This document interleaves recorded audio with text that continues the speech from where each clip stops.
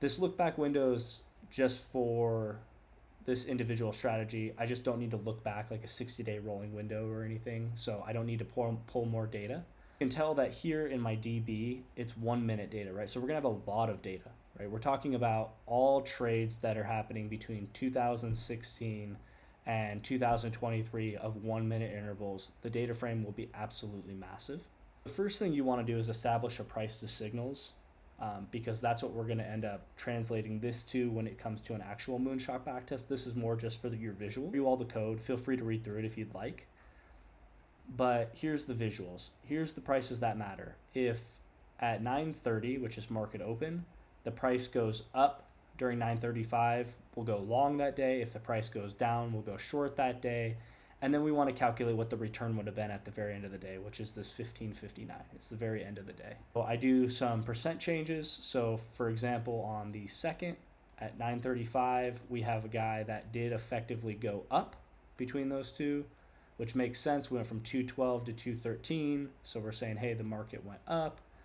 And this was the return for the rest of the day. So we would have entered at 9:35. We would have closed at 15:59.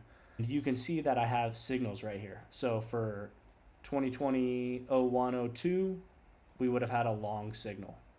You can see here is a little bit of a visual for how many signals we would have had of each. So we would have had 110 longs, 101 shorts, and 42 forget you days, right? Didn't cross our threshold. Now we come into signals to target weights. That's the second method of our moonshot class.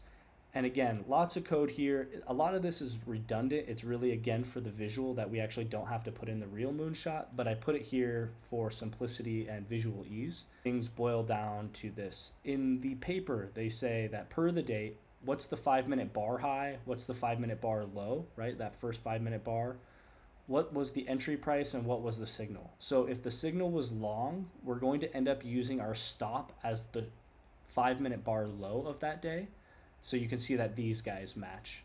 If our signal had been short, it would have used the 5-minute bar high if this was a -1, for example. This R is the calculation that they've defined in their paper. It's simply the entry price minus the stop loss if it's greater than 0, or stop loss minus entry price if it's less than 0, if it's a short position. And the number of shares that's calculated is, we have a $25,000 account. They're assuming that you can leverage up to 4x, which is common. You can at Interactive Brokers.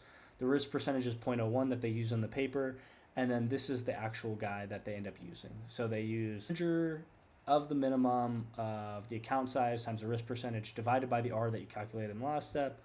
Leverage times your account size divided by the entry price. Whatever the minimum of those two guys gives you your share price. Finally, the target weights that's being established, I had to create for Moonshot, because the question is, how much weight do we want to apply to this guy? So I did shares times entry price divided by the total account size. So this intuitively makes sense. We're going to use most of our account for this trade. So for a $25,000 position, we're going to use almost all 4x leverage, right? You can see that these are like all 3.999s for at least the first couple positions. At the end, you can see that, again, Moonshot always expects a final target weights data frame with the ticker that you plan to use and the weights that's established. You go to target weights to positions. Essentially, how can we map what would have been that stop loss and how would it have affected our trading that individual day? I'm going to spare you all the code, and we're just going to really walk through a scenario. So for this individual guy, we had a signal of 1, right? Again, all the code above is very redundant, a lot of merging that you wouldn't do in a real production setting. But again, for visual and research purpose, it's nice to be able to walk through your scenarios.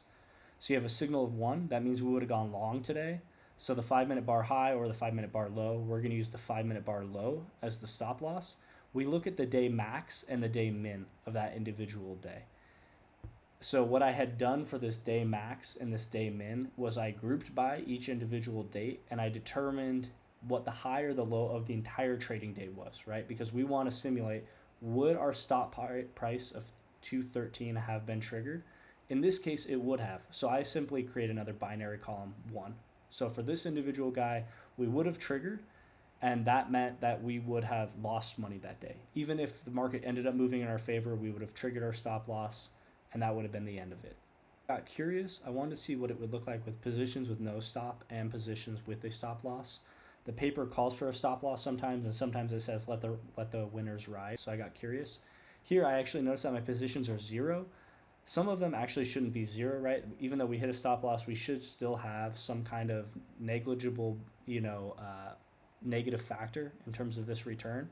So we either have to take care of that in the returns, or I have to take care of it in those positions, which I'll do behind the scenes.